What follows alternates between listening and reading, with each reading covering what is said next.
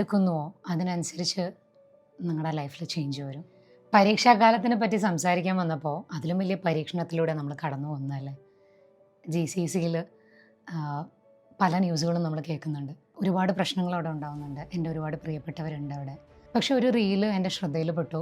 എനിക്കറിയില്ല ആരാ അത് ചെയ്തതെന്ന്. അവിടെയുള്ള പ്രവാസികൾ തന്നെയാണ്.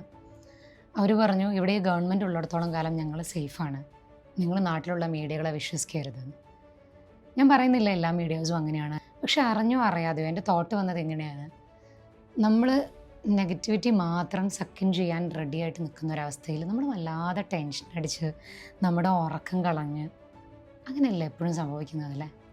നമുക്കതിനെ വേറെ എന്തെങ്കിലും തരത്തിൽ മാറ്റാൻ പറ്റുമോ എന്നൊരു ചിന്ത വന്നപ്പോഴാണ് ഈ വീഡിയോ ചെയ്യണമെന്ന് കരുതിയത്. ഒരുപാട് ആളുകൾ അവിടെ ഉള്ളതല്ലേ, അയ്യോ അവർക്ക് എന്തെങ്കിലും സംഭവിച്ചിട്ടുണ്ടാവും, ഇങ്ങനെയുള്ള പേടിയൊക്കെ നമുക്ക് വരുമ്പോൾ അതിനകത്ത് നമ്മൾ അറിഞ്ഞോ അറിയാതെയോ പിണക്കം കാണിച്ചിട്ടുള്ളവരോ മിണ്ടാതിരിക്കുന്നവരോ അല്ലെങ്കിൽ എന്തെങ്കിലും മിസ്അണ്ടർസ്റ്റാൻഡിങ് കാരണം റിലേഷൻ കട്ടായി പോയിട്ടുള്ളവരൊക്കെ ഉണ്ടെങ്കിൽ അവരെ വിളിച്ച് നീ ഓക്കെ അല്ലേ, എല്ലാം ഓക്കെ അല്ലേ, എല്ലാം ഗുഡല്ലേ എന്ന് ചോദിക്കാനോ അങ്ങനെ ഏതെങ്കിലും ഒരു തരത്തിൽ അതിനെ മാറ്റാൻ പറ്റുമെങ്കിൽ നന്നായിരിക്കും എന്ന് എനിക്ക് തോന്നി.